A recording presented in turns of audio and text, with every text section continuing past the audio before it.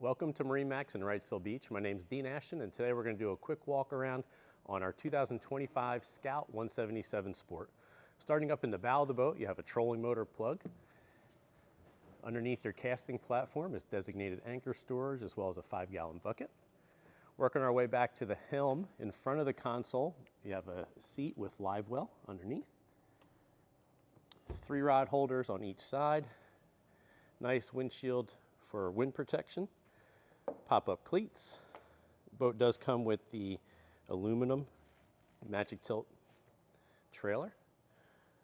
Tilt stainless steel wheel with speed knob at the helm. Bluetooth fusion stereo system.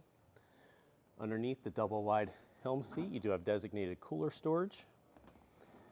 And for power, we've set this boat up with a 90 horsepower Yamaha 4-stroke. Off the stern of the boat, you do have a nice swim platform with swim step. Real quick look at our 2025 Scout 177 Sport. For more information, give us a call at 910-256-8100.